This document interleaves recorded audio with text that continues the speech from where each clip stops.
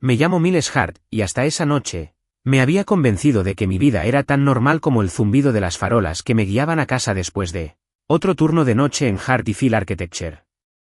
Había pasado las últimas 8 horas encorvado sobre mi mesa de dibujo, con las mandíbulas apretadas por el dolor sordo en la parte baja de la espalda, los dedos manchados de grafito y los anillos de café manchando el borde de mi cuaderno.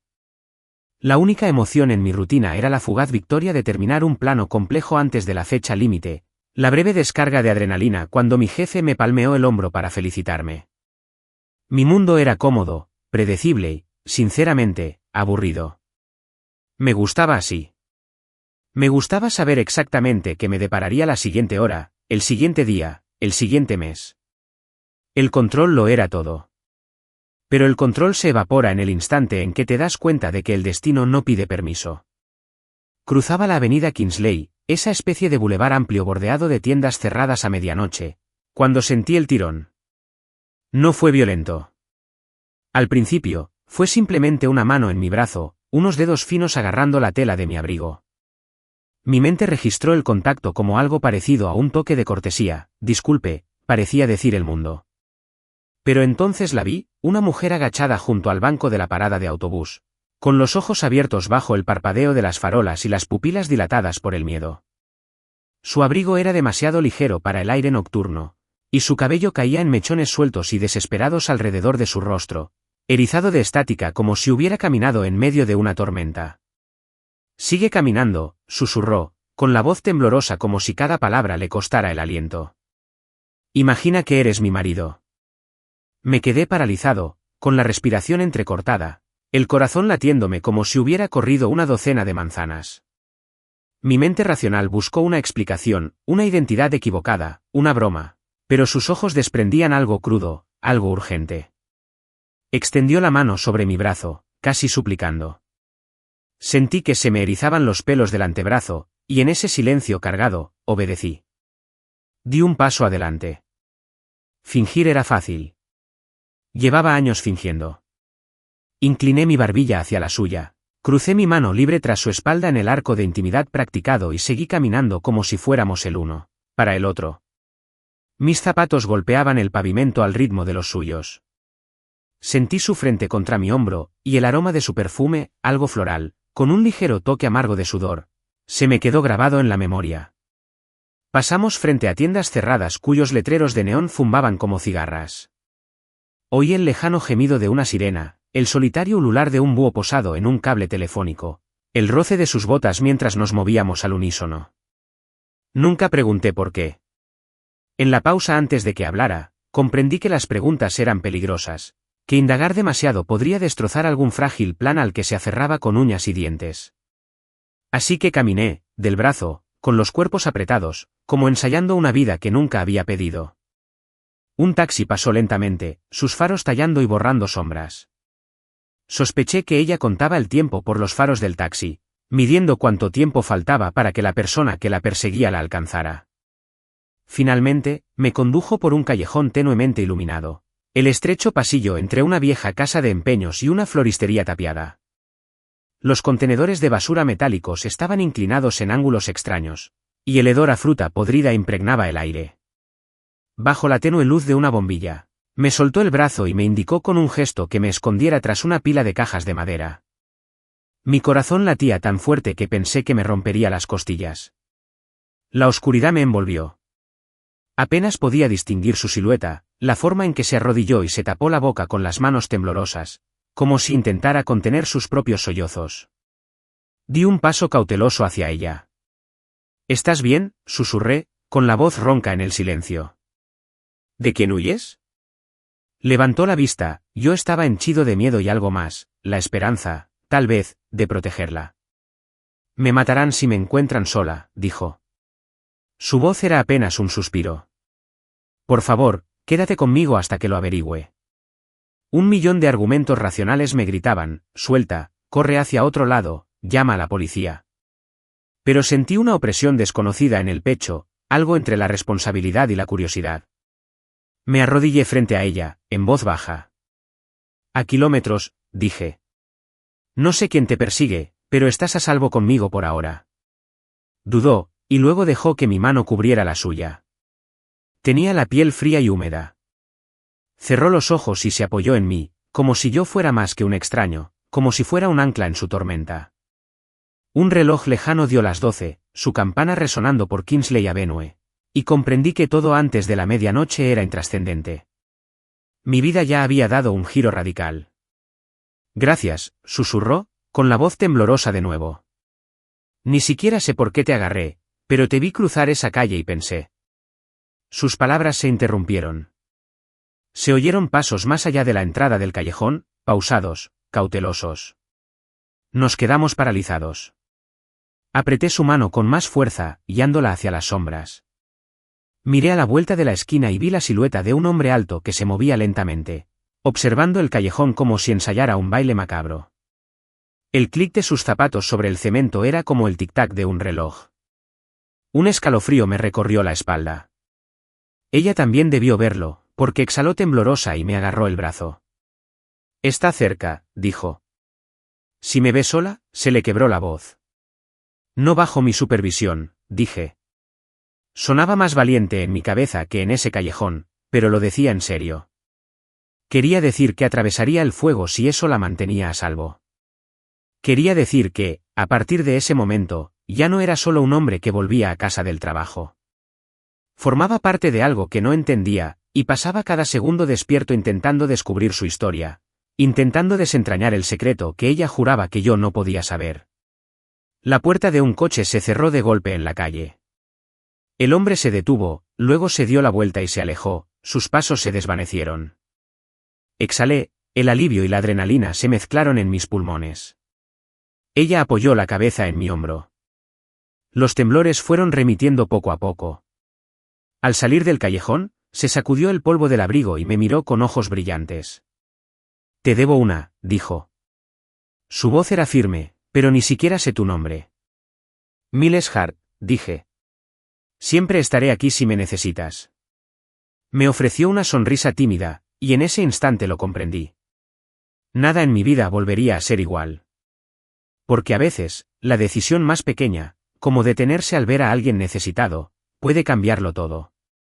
Y en la avenida Kingsley, bajo la luz indiferente de las farolas, hice una promesa silenciosa de que la seguiría ante cualquier caos que me aguardara, aunque no tuviera ni idea de a dónde me llevaría.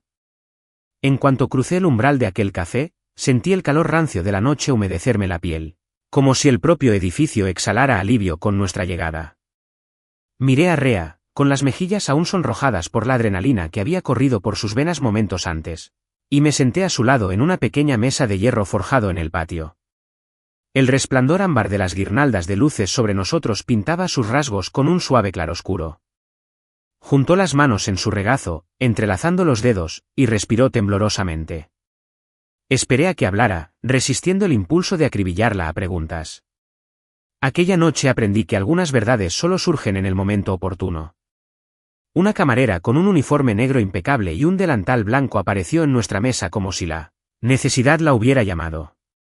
Sus zapatos resonaron en el suelo de baldosas mientras colocaba 2 tazas humeantes de té de hierbas ante nosotros y se retiraba sin decir palabra. Rhea envolvió las palmas de las manos alrededor de la taza de porcelana, reconfortándose con su calor. Levanté la mía e inhalé el aroma de la manzanilla, una promesa tranquilizadora en forma líquida. El primer sorbo fue agridulce, como si el té llevara consigo los ecos de cada noche de inquietud que aún nos quedaba por afrontar. Me miró con ojos cautelosos pero decididos. Lo siento, dijo en voz tan baja que solo yo pude oírla. Me di cuenta de que era extraño. Hizo una pausa, con dificultad en la garganta al tragar saliva. Me llamo Rhea Lockwood. Las sílabas le pesaban en la lengua, como si las hubiera guardado en los rincones más oscuros de su mente durante años. Sus ojos me observaron un instante, calculando si tenía intención de huir, si saldría disparado una vez que revelara la fachada que había construido. Incliné la cabeza. Miles Hart. El nombre me sonaba extraño, como si reclamara una nueva identidad. No tienes que dar explicaciones, al menos no todavía. Levanté mi taza de nuevo, saboreando un sorbo lento. Dime qué necesitas. Sus hombros se hundieron al sentir un gran alivio. Dejó la taza y se frotó las palmas de las manos contra la tela áspera de su suéter. Necesito que me cubran. Al menos hasta que sepa qué hacer. Miró por encima del hombro, aunque no había nadie acechando en las sombras. Esta noche, eres mi esposo. Mañana no sé quién seré. Hizo una pausa, como si luchara por expresar su vida con palabras lo suficientemente pequeñas como para soltarlas. Pero por ahora, necesito ser Rhea Lockwood, sentada en un café con su esposo, hablando del clima, o de la arquitectura del edificio, o de cualquier cosa mundana que nadie cuestionaría. Lo dejé reposar. La idea de fingir ser la esposa de alguien podría haberme parecido absurda antes de esta noche. Pero después del callejón, después de escapar por los pelos, me pareció el único paso sensato. Cerré los ojos brevemente, recordando la línea tensa de su mandíbula, el temblor en su voz. Al abrirlos, asentí. Puedo con mi marido, dije. Siempre y cuando prometas avisarme cuando cambie el guión. Esbozó una sonrisa forzada, con una comisura de la boca curvada hacia arriba en señal de gratitud. Trato hecho. Bajó la mirada hacia la superficie humeante de su té. Ahí están Silas y Mira, dijo. Con la mirada fija en la mesa. Son amigos, pero no de verdad. Si voy a robar una vida, prefiero no robar más de lo necesario. Levantó la vista con expresión insegura. Llegarán pronto. Espero que no me reconozcan, ni a ti. Verán lo que les decimos. Extendí la mano y le di un apretón tranquilizador. Seremos Noah y Rhea Hart. 7 meses casados. Vive en Brookside. Él es arquitecto. Ella, hice una pausa para darle más efecto, escritora de viajes. Le sonreí y su tensión se alivió un poco. ¿Te funcionó esa tapadera? Sus labios se crisparon, divertidos. Perfectamente plausible. Entonces inhaló con fuerza, como si se robara. ¿Saben qué escribo? Exactamente cómo, no lo sé. Y no he escrito nada en meses. Me miró fijamente. Solía escribir para revistas, artículos sobre destinos y relatos de interés humano. Pero la cagué. Lo último que escribí me lo robó alguien que lo reclamó como suyo. Preferí alejarme antes que pelear con él. Asentí, archivando los detalles. Incluso fragmentado, eso servía como una historia de fondo plausible. Reprimí la pregunta que bullía en mi mente. El porqué de irse es mucho más importante que lo que pasó después, pero sabía que no debía presionar. Todavía no. Deberíamos practicar, dije. Un pequeño juego de roles. Mi tono era ligero, pero lo decía en serio. Cuando aparece Rhea Hart, ¿cómo te saluda? ¿Cómo te presento? Entonces sonrió, genuina y radiante. Noah me hace un gesto y dice, hola a todos, esta es mi esposa, Rhea. Rhea, cariño, estás guapísima esta noche. Rió suavemente al oír el floreo de su propia voz. Entonces le digo, gracias, Noah. La arquitectura es cosa de familia, pero la aventura es cosa mía. Me guiñó un ojo. Mantendré la cara seria. Me reí entre dientes y me recosté, absorbiendo su calor. Perfecto, dije. Ahora, ¿por dónde deberían llegar? ¿Por la puerta principal o por la entrada del patio? Rhea miró hacia el callejón y frunció el ceño. ¿Por la puerta principal? Por la entrada principal, como habíamos planeado. Nos esperarán en la estación de recepción. Respiró hondo. Recuerda, llevamos 7 meses casados. El mes que viene es nuestro primer aniversario y estamos pensando en un viaje tranquilo a Lake Forest. Nada del otro mundo, solo una cabaña en la orilla.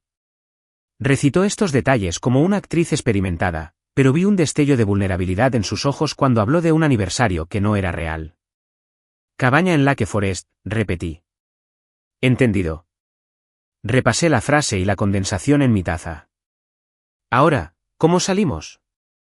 ¿Montamos un escándalo o nos escabullimos por separado? Rhea negó con la cabeza. Nos quedamos juntos. Salimos por la puerta trasera como pareja. Así nadie sospecha. Entonces puedo cambiar de coche e ir a donde necesite. Pasó un dedo por el borde de su taza. ¿Sabes conducir con cambio manual? Me reí. Crecí conduciendo una palanca de cambios. Mi papá me hizo aprender en nuestra vieja camioneta. Levanté el dedo, pero puedo aprender rápido si se me olvida. Su mirada se suavizó. Gracias, Miles. Dejó la taza y se enderezó. Noah y Rhea Hart llevaban 7 meses casados y celebrarían su primer aniversario el mes siguiente en la cabaña de Lake Forest. Ella se juntó las manos en el pecho, y me di cuenta de lo cansada que parecía, como si su alma hubiera sido arrastrada en 1000 direcciones y ninguna la hubiera llevado a casa. ¿De verdad me ayudarás? La miré a los ojos y sentí una tranquila certeza que me invadía. Sí, dije, lo que necesites. Esa promesa resonó entre nosotros, firme como el zumbido de la calefacción del café, como las luces ámbar del techo, como el ruido sordo del tráfico lejano. En ese momento, no era solo un extraño que pasaba. Yo era su aliado, su compañero, su esposo sustituto. Y una vez que entras en la vida de otra persona, no hay vuelta atrás. Un par de figuras emergieron de la penumbra de la acera. Un hombre alto con abrigo de tuit y rasgos afilados, Silas, seguido de cerca por una mujer con el pelo oscuro recogido y un arco de ceja escéptico, Mira. Se detuvieron en la entrada, observando la fachada del café, y sentí la mano de Rhea temblar en la mía. Le ofrecí una leve sonrisa. ¿Lista? Inhaló y soltó, refugiándose. ¿Lista? Me puse de pie y extendí el brazo. Vamos, dije con voz cálida. Nos levantamos al unísono, rozándonos los hombros, mientras caminábamos hacia nuestros nuevos roles, marido y mujer navegando por una historia que aún estábamos aprendiendo a contar. Y al cruzar juntos el umbral, sentí que mi vida, como la suya, estaba cambiando irreversiblemente. La pregunta ya no era qué me esperaba, sino si estaba preparado para seguirla hacia lo desconocido. Vi la silueta de Rhea desaparecer en el cálido interior del café. Las puertas se cerraron tras ella como el telón de un escenario demasiado pequeño para el público. Permanecí en la terraza, bebiendo los restos de mi té como si de alguna manera pudiera calmar el torbellino de preguntas que me daban vueltas en la cabeza. El aire nocturno era fresco en mi piel, trayendo consigo el zumbido apagado del tráfico nocturno y el brillo de los letreros de neón lejanos. Debería haberme ido a casa, de vuelta a mi tranquilo apartamento, a los ecos apagados de la televisión de mis vecinos, a mi pila de revistas de arquitectura sin leer. Pero cuando vi el temblor en los hombros de Rhea, la forma en que sus ojos se dirigían a los callejones como si esperara que alguien apareciera, me quedé. Me quedé solo en nuestra mesa, con una taza que hacía tiempo que había perdido el calor, esperando la historia que se negaba a contar. Al regresar, se movía con la cautelosa gracia de quien pisa hielo fino. Sus mejillas estaban pálidas bajo la suave luz del café. No sonrió, no había espacio para eso esa noche. Pero me ofreció una leve inclinación de barbilla, invitándome a seguirla.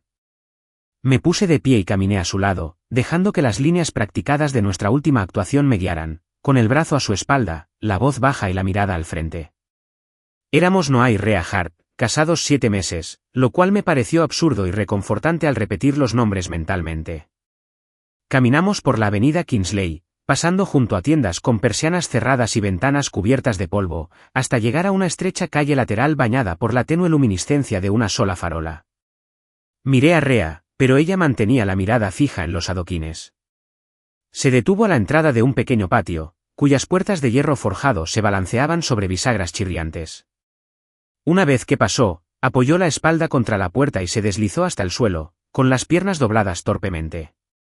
Me agaché a su lado, el peso de su desesperación me hizo perder el equilibrio. ¿Por qué me has traído aquí?, pregunté con voz suave. Cerró los ojos y respiró hondo. Cuando habló, fue apenas un susurro: necesito mostrarte por qué no puedo ir a casa. Le temblaba la mano al meter la mano en el bolsillo del abrigo y sacar una fotografía arrugada. Los bordes estaban desgastados y la imagen estaba borrosa por arrugas y tenues manchas de café. La desdobló y la levantó para que la viera. Una Rhea más joven, radiante y desprevenida, de pie junto a un hombre cuyo rostro estaba oculto en la sombra. Estaban sonriendo, abrazados, de pie en la cubierta de un barco, con el océano extendiéndose infinitamente tras ellos. Yo era diferente una vez, dijo ella.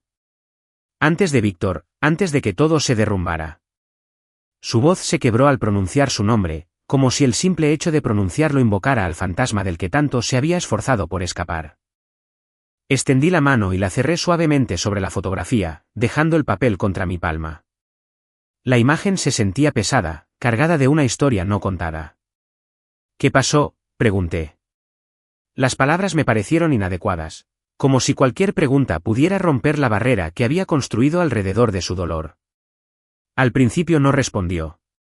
En cambio, presionó su frente contra mi hombro, su aliento cálido y desigual rozaba la tela de mi abrigo. Tras un largo instante, levantó la cabeza y me miró a los ojos, que brillaban a la tenue luz de la lámpara. Me enamoré, dijo con voz hueca. No con Víctor, sino con mi trabajo, mi escritura. Creí haber encontrado mi vocación, mi boleto de salida de la invisibilidad del pequeño pueblo en el que crecí. Viajé por el mundo, escribí sobre culturas lejanas, sobre las historias de la gente cuando creían que nadie las escuchaba. Estaba bien. Estaba orgullosa. Hizo una pausa, y pude ver cómo se le tensaba la mandíbula. Y entonces apareció. Ella trazó con el dedo la silueta oscura del hombre en la foto.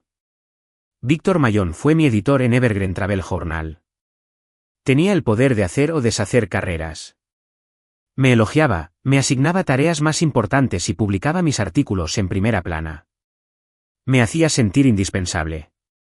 Pero tras puertas cerradas, él era algo completamente distinto. Tragó saliva, como si las palabras se le atascaran en la garganta. Quería reconocimiento por mi trabajo. Quería controlar mis historias, mis palabras, mi vida. Me negué. Lo confronté y le exigí que borrara su nombre de mi firma. No le gustó. Se mordió el labio y miró hacia la puerta. Él empezó a seguirme. No solo mi trabajo, sino yo. Se aparecía en la puerta de mi hotel, enviaba notas anónimas bajo la llave de mi habitación. Cuando intenté denunciarlo, amenazó con destruirme, mi reputación, mi carrera. Dijo que si lo hacía público, usaría sus contactos para ponerme en la lista negra. Así que hice lo que cualquier mujer asustada haría, desaparecí. Respiró entrecortadamente. Fingí estar agotado. Le dije al mundo que necesitaba tiempo libre, un descanso para mi salud mental, una introspección. Borré mis redes sociales, cambié mi número de teléfono, me mudé de ciudad en ciudad. Pero en algún momento, dejé de correr. Sus ojos se encontraron con los míos, feroces y vulnerables. Dejé de creer que merecía ser encontrada. Bajó la mirada hacia sus manos, retorcidas en su regazo. Hasta esta noche. Acorté la distancia que nos separaba y tomé sus manos. Ya no tienes que correr, le dije en voz baja. Mereces que te vean, que estés a salvo. Ella negó con la cabeza, temblando a pesar del aire fresco del otoño. No es tan sencillo. Víctor tiene recursos. Tiene gente buscándome. Han pasado meses, pero es implacable. Y esta noche, cuando lo vi al otro lado de la barra, se le quebró la voz. Se estremeció y la atraje hacia mis brazos, sintiendo cómo la tensión se disipaba en su cuerpo. Lo siento, murmuré. No deberías tener que afrontar esto sola. Apretó su cara contra mi pecho, y levantó la cabeza. Estaba encontrándome con la mía. Les mentí a Silas y a Mira porque no podía confiar en nadie más. Necesitaba a alguien que no apartara la mirada cuando le mostrara pedazos rotos. Su mirada escudriñó mi rostro, buscando una promesa que no se atrevía a pronunciar. No sé si puedas ayudarme. Ni siquiera sé si puedo confiar en mí mismo. Acuné su rostro entre mis manos y la miré a los ojos. Como si eso me hubiera parecido demasiado. Como aún conservaba la chispa de la apasionada narradora que una vez fue. No puedo prometer que lo arreglaré todo, dije. Pero sí puedo prometer que no me iré. Si quieres quedarte, no te quedarás sola. Respiró con dificultad y se le llenaron los ojos de lágrimas. Asintió, poniendo su mano sobre la mía. Está bien. Ella susurró. Está bien.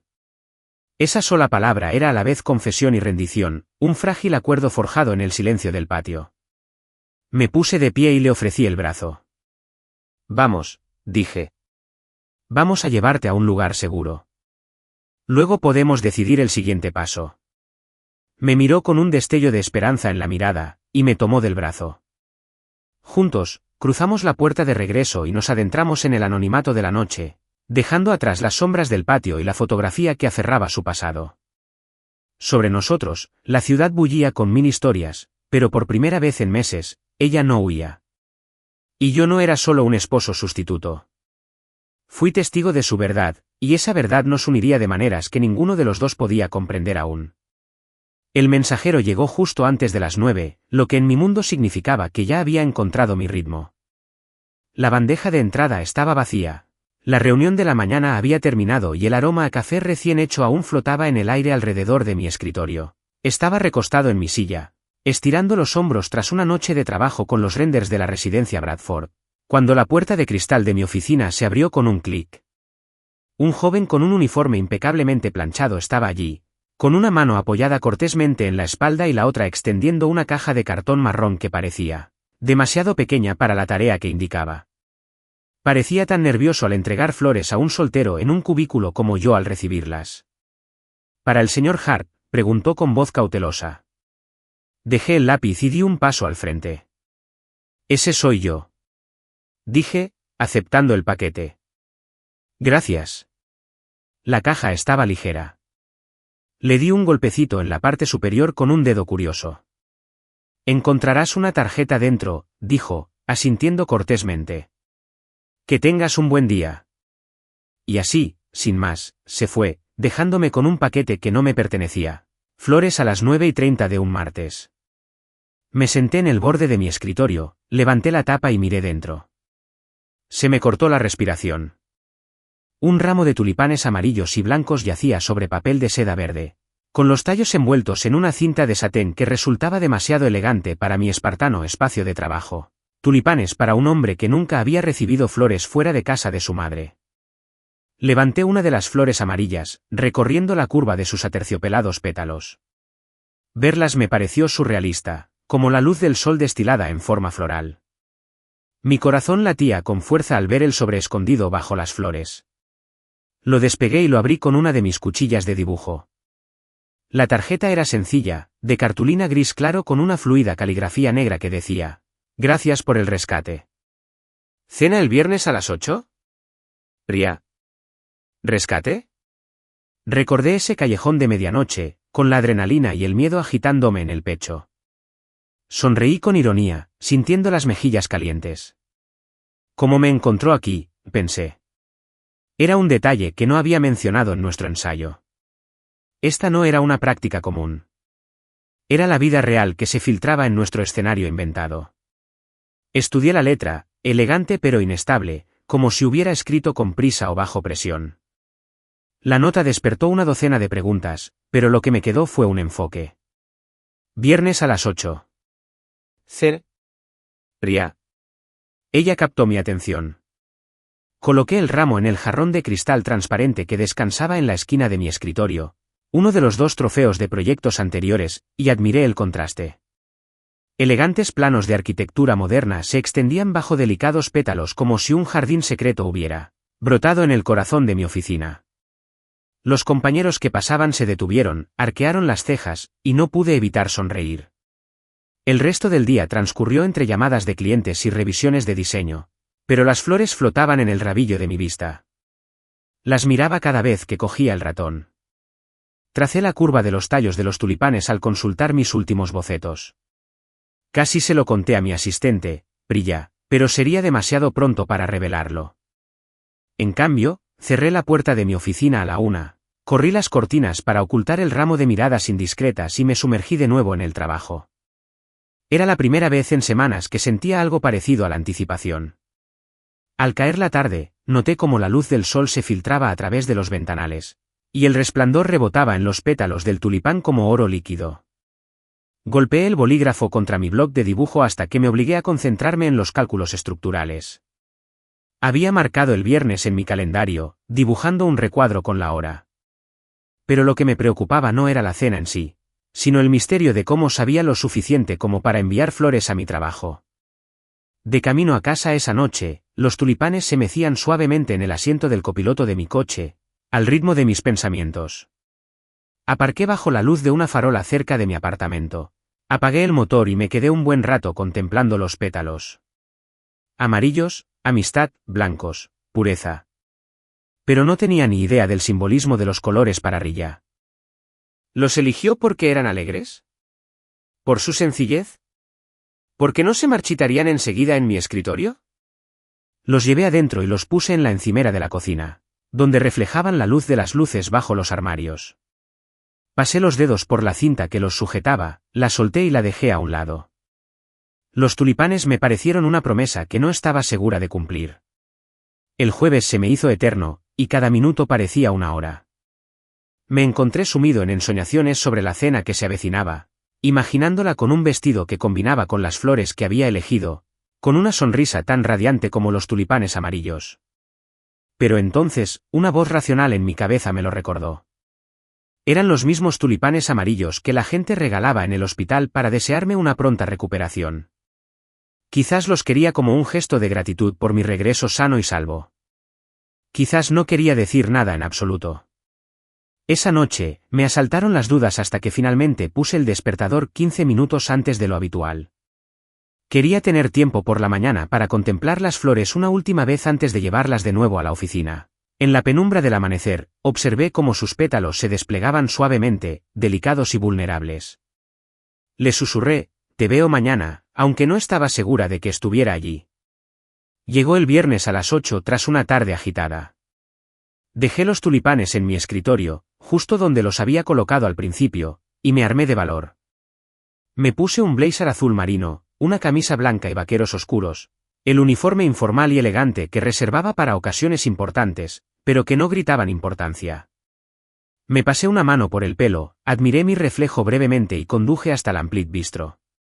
El restaurante estaba en una esquina tranquila, con sus ventanas arqueadas brillando cálidamente al anochecer.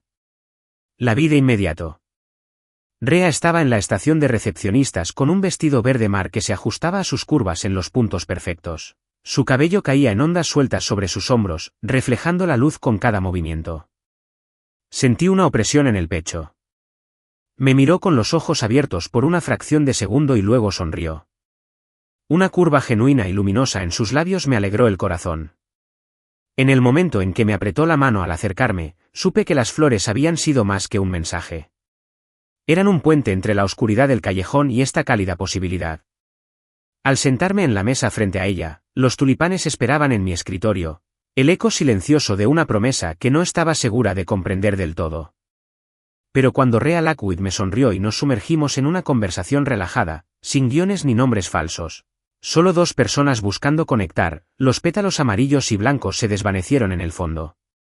En ese momento, comprendí que algunos gestos tienen más que ver con el puente que construyen que con el mensaje que transmiten.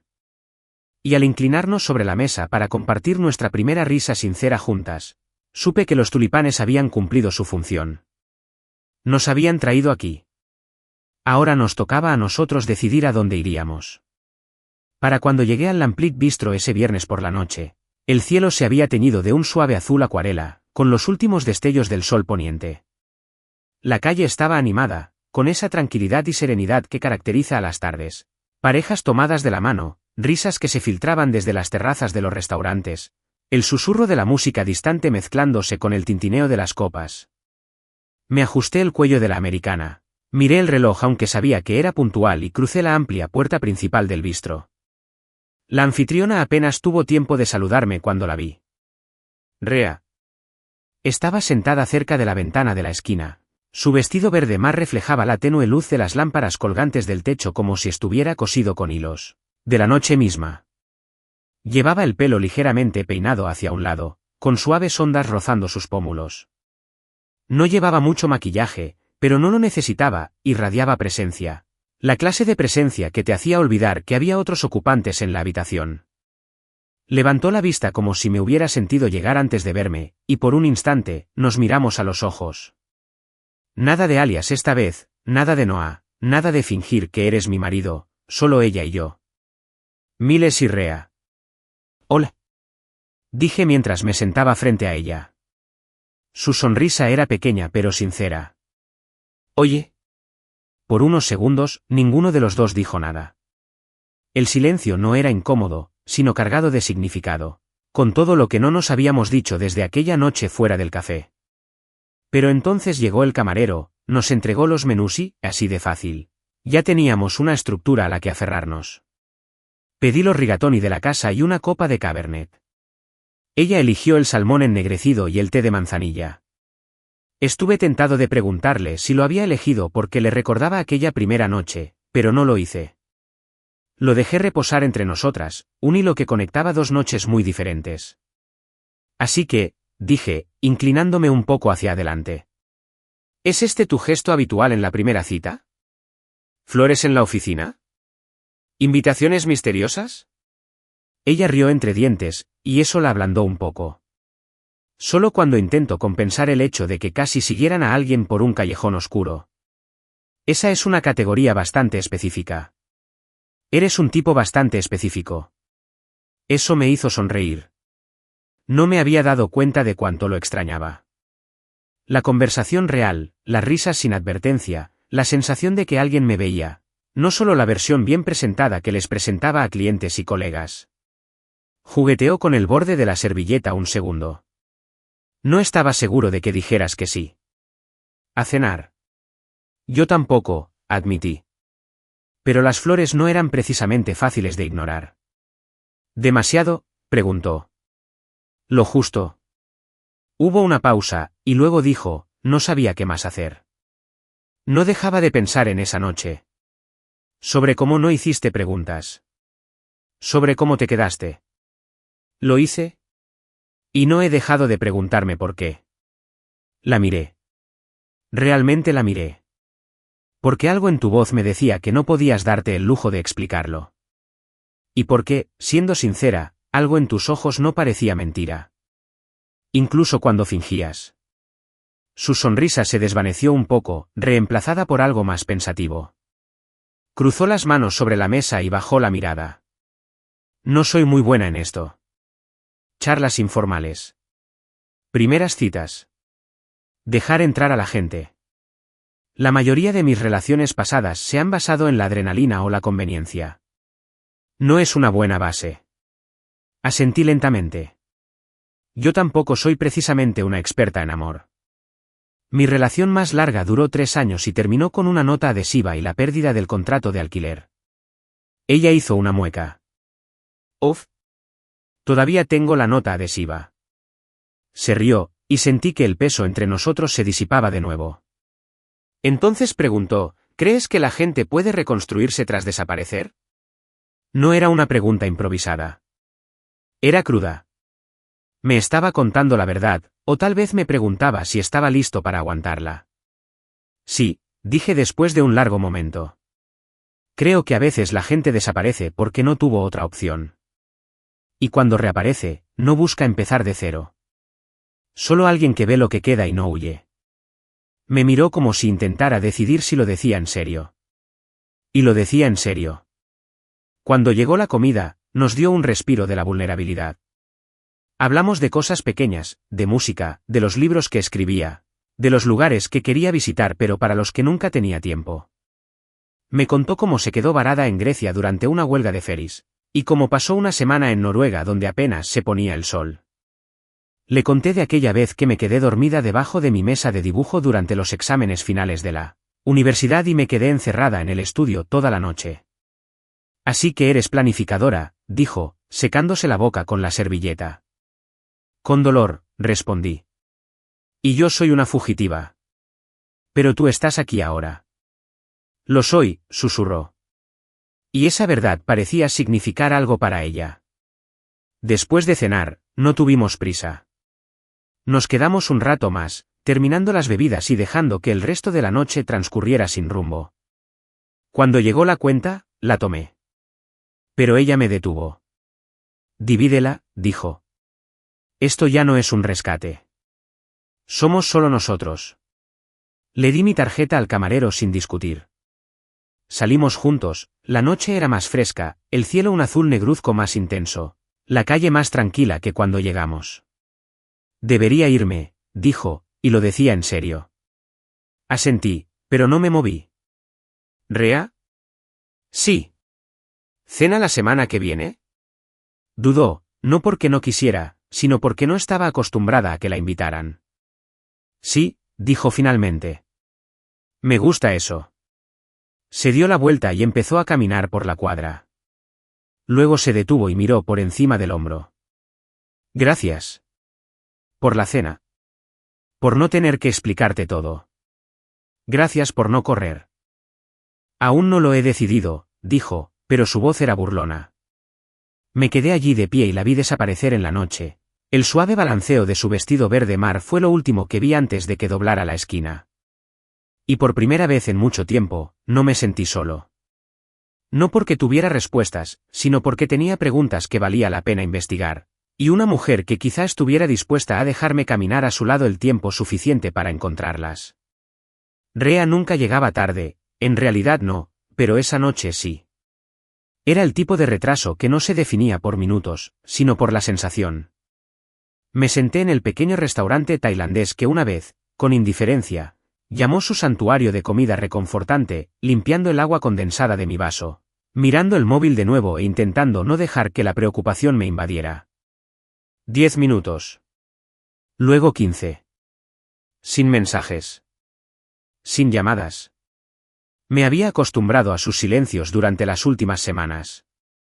Rea tenía una forma de desaparecer en su interior cuando las cosas se complicaban demasiado. A veces sus ausencias eran físicas, saltándose una llamada o desapareciendo en una librería sin avisar.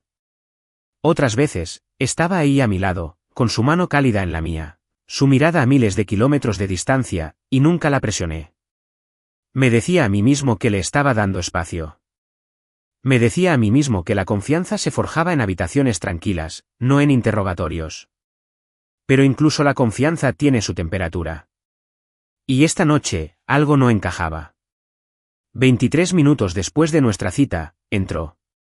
Llevaba el pelo recogido en una trenza desordenada, las mejillas enrojecidas no por el frío ni el esfuerzo, sino por el estrés. Sus ojos recorrieron la habitación como si se preparara para el impacto. Entonces se posaron en mí y dejó escapar un suspiro. Una larga. Oye, dijo, deslizándose en el asiento frente a mí.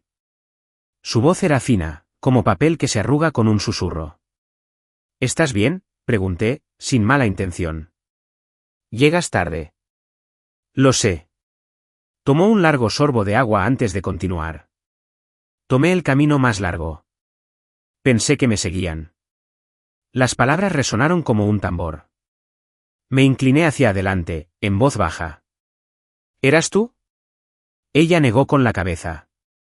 No lo creo. A veces me meto en mis propios pensamientos. Viejas costumbres.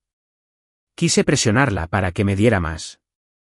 Pero sus dedos retorcían el dobladillo de su manga, su pie rebotaba bajo la mesa. Así que no lo hice. Pedimos pad thai para ella, curry verde para mí. Cuando llegó la comida, apenas la tocó. Noté que le temblaba el tenedor. Extendí la mano por encima de la mesa y cubrí la suya con la mía. No tienes que decir nada que no quieras, dije con dulzura. Pero si algo anda mal, prefiero saberlo que adivinar. Me miró lentamente. Había algo allí que no había visto antes, no exactamente miedo, sino el agotamiento que lo acompaña. El peso de fingir que todo está bien cuando no es así.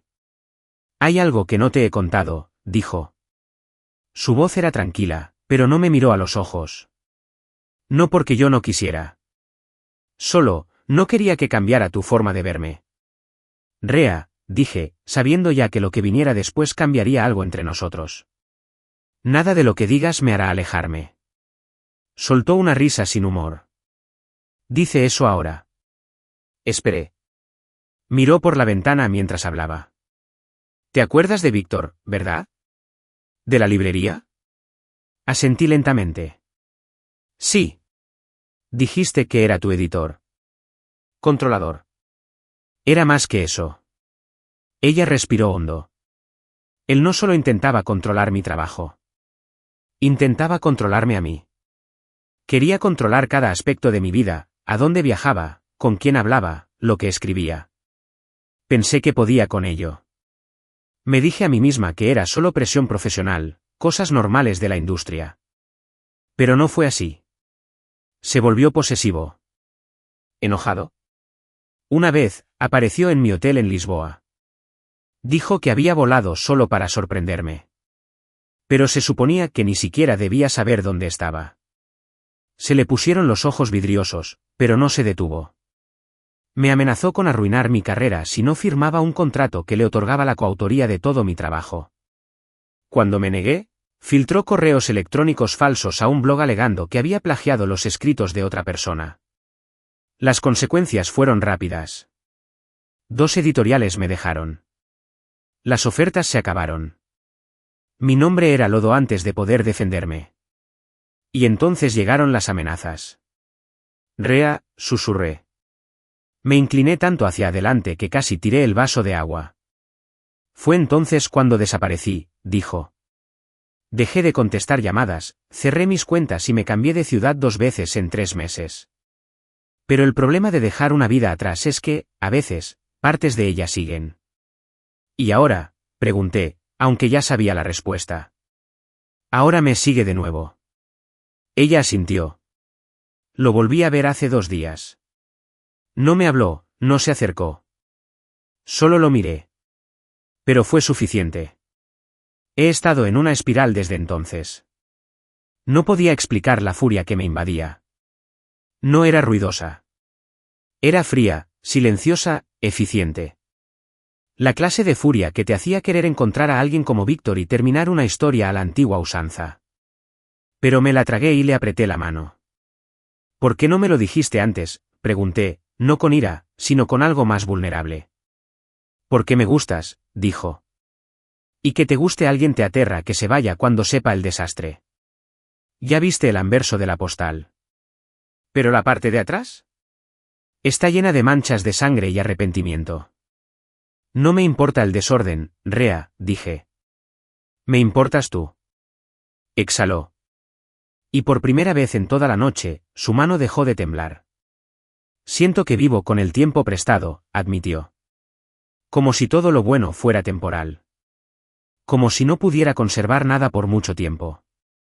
Metí la mano en el bolsillo de mi abrigo y saqué la servilleta en la que había garabateado durante nuestra segunda cena juntas, un dibujo abstracto de tulipanes y una cabaña junto a un lago. Lo doblaría. Lo recogió lentamente, con la esquina temblando entre sus dedos. Quédate con esto. Tengo un cajón lleno de planos arrugados que jamás construiré. ¿Pero este? Significa algo. Me miró como si estuviera reescribiendo un idioma que creía conocer. Esa noche, no nos despedimos con un beso ni una promesa. Nos despedimos con una mirada larga y un silencio compartido que decía, no nos vamos. Y cuando llegué a casa, miré mi apartamento y me di cuenta de que ya se sentía diferente.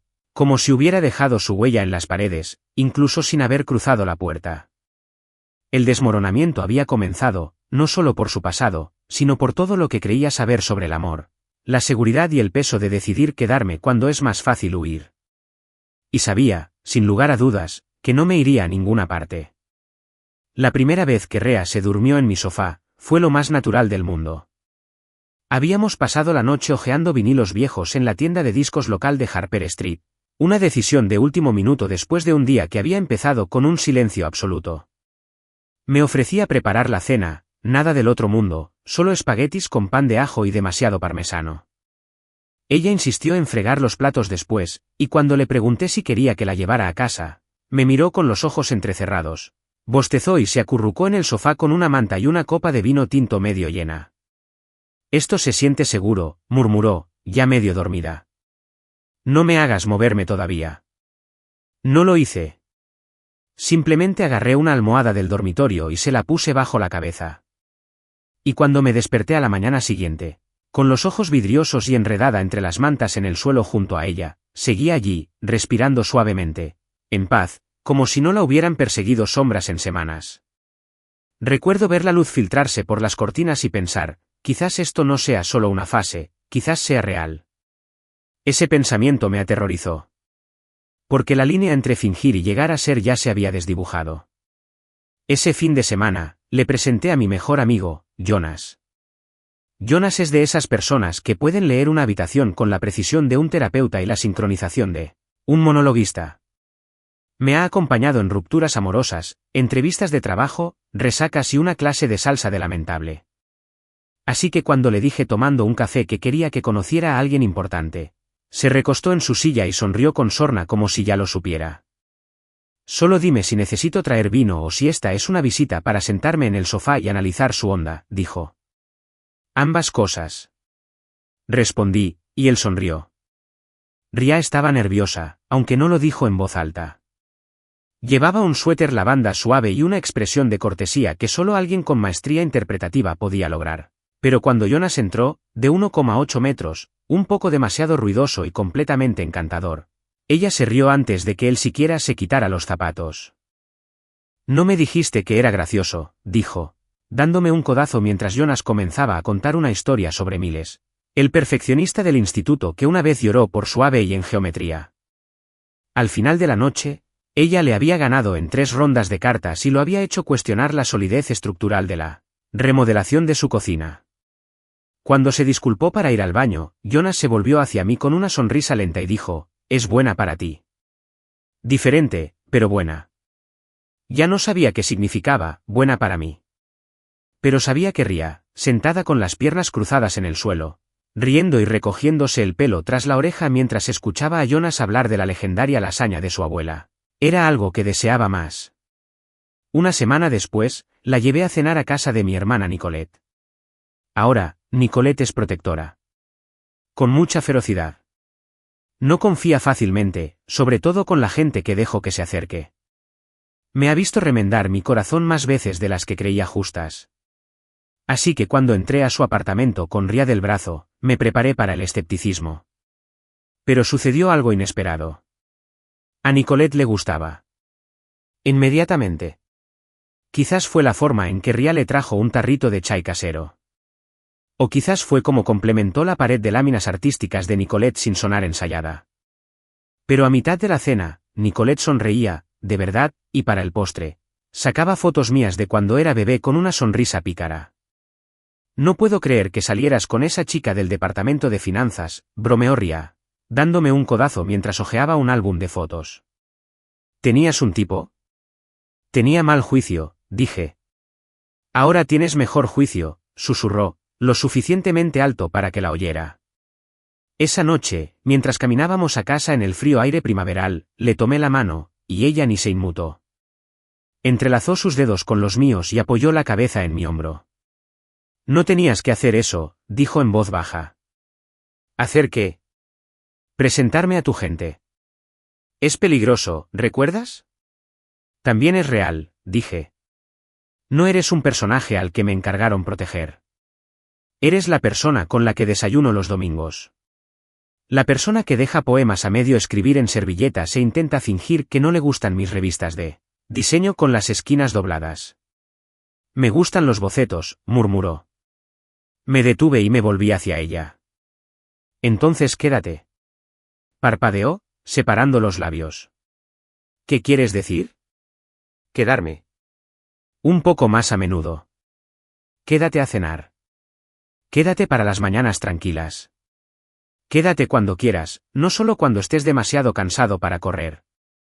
Sus ojos buscaron los míos.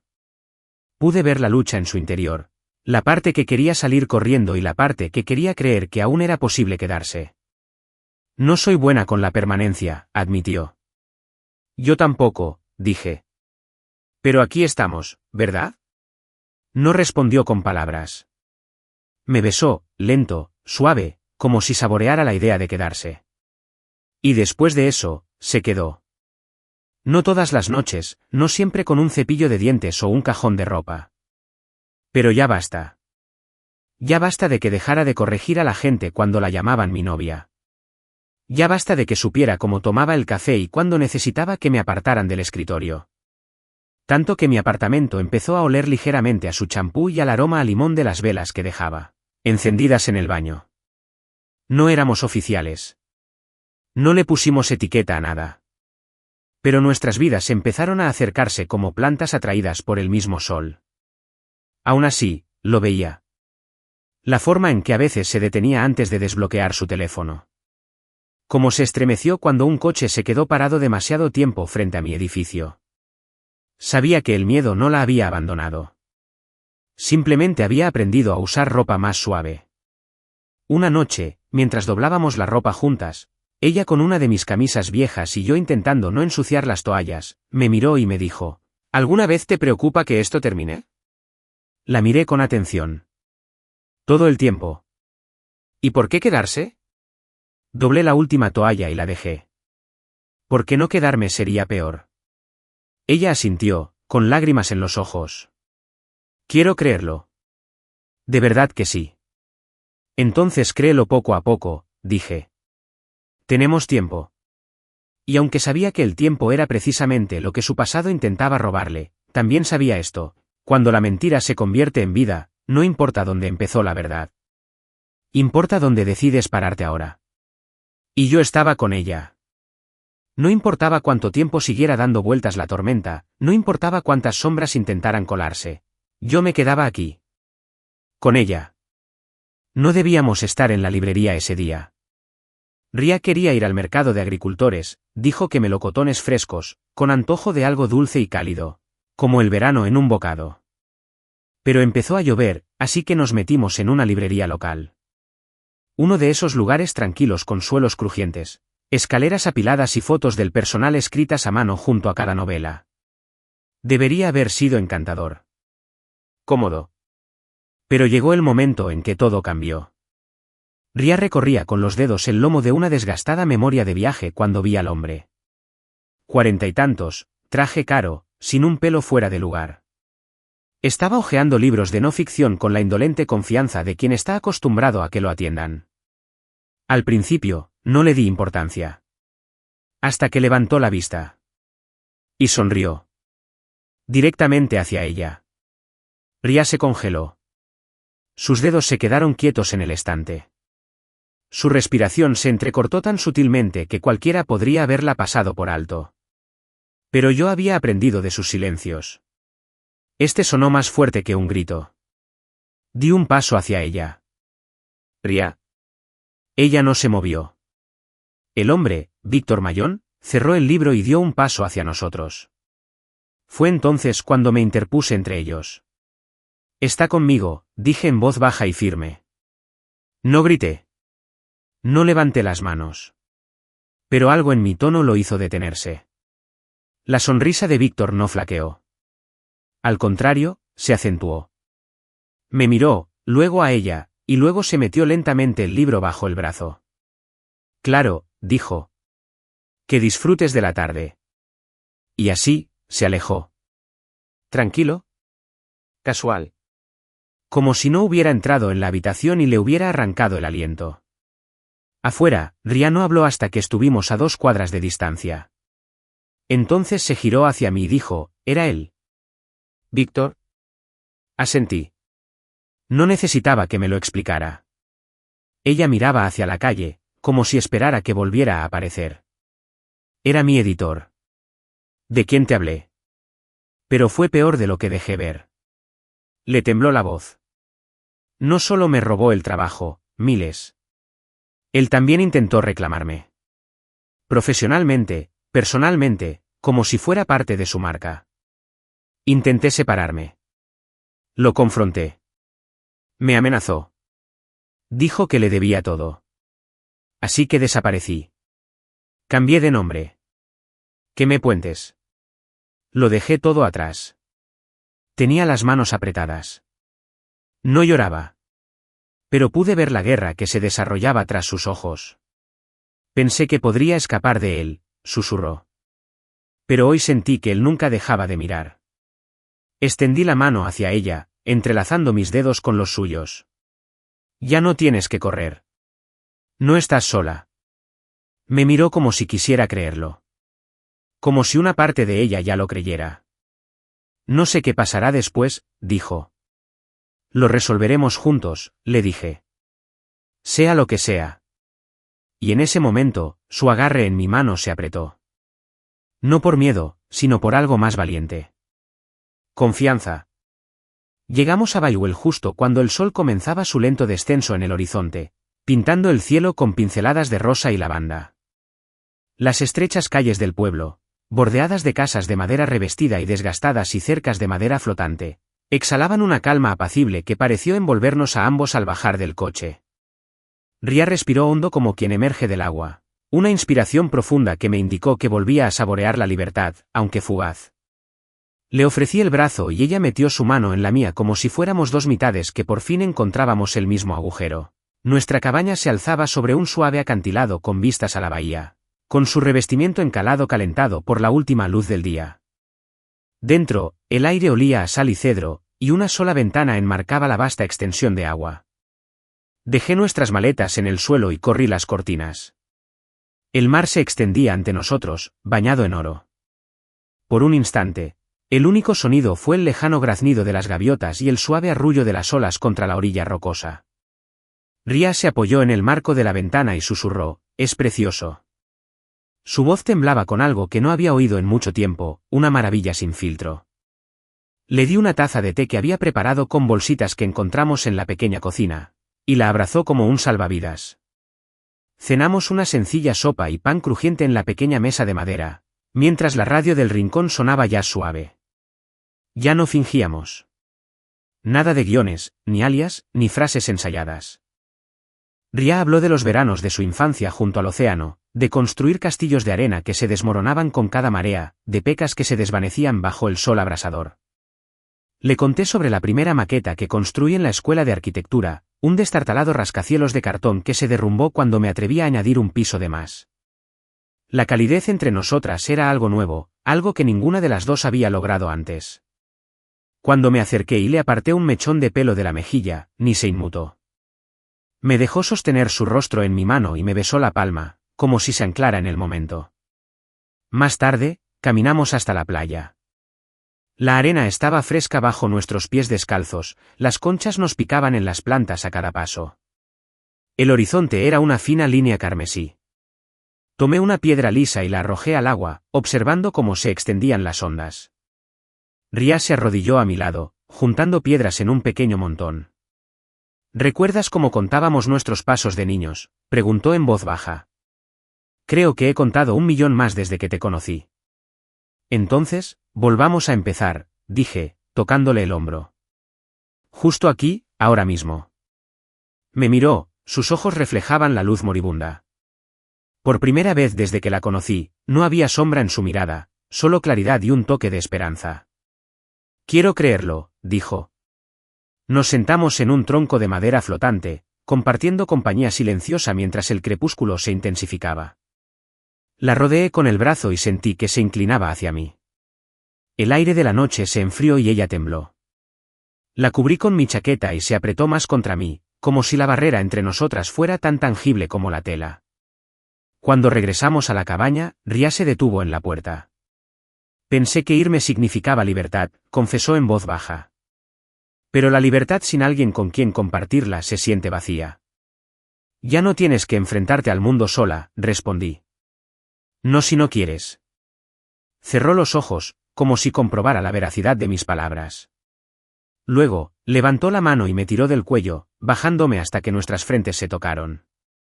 Gracias, susurró, por ofrecerme algo más que una vía de escape. La abracé fuerte, apretando mi mejilla contra la suya. Tú también me has dado más de lo que esperaba. Esa noche, hablamos hasta la medianoche, compartiendo sueños de lugares aún desconocidos y planes para las mañanas en que la marea bajara lo suficiente como para esperar y ver el amanecer desde las rocas. Escuché a Ria hablar de volver a escribir, de retomar la pluma no como un arma contra su pasado, sino como una brújula hacia su futuro. Cuando me preguntó si leería su nuevo capítulo, le prometí que sí, con la voz cargada de emoción.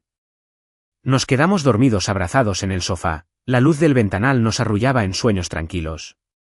Cuando desperté primero, vi el pecho de Ria subir y bajar, su cabello extendido como un halo sobre la almohada. Entonces comprendí que dejar entrar la luz no significaba que la oscuridad se desvaneciera, sino tener a alguien a tu lado para navegar entre las sombras. Por la mañana, el cielo era una pálida promesa de azul.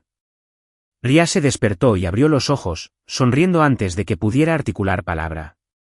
Le di una taza de café y se sentó en la entrada, con el vapor envolviéndole la cara. Me uní a ella y juntas observamos cómo la ola se acercaba a la orilla. Me tomó la mano y me la apretó. Ya no corro, dijo, y no la soltaré, respondí. El sol coronaba el horizonte, dorado e implacable, y en su luz vi la verdad que ninguno de los dos podía negar. A veces encuentras a la persona que nunca esperaste, y resulta ser aquella por la que vale la pena arriesgarlo todo. Desperté esa mañana con el suave repiqueteo de la lluvia contra mi ventana y el tenue zumbido de la ciudad despertando. Mis manos recorrieron el espacio vacío de la almohada junto a mí, y por un instante, una fría oleada de preocupación se enroscó en mi pecho. ¿Se habría ido?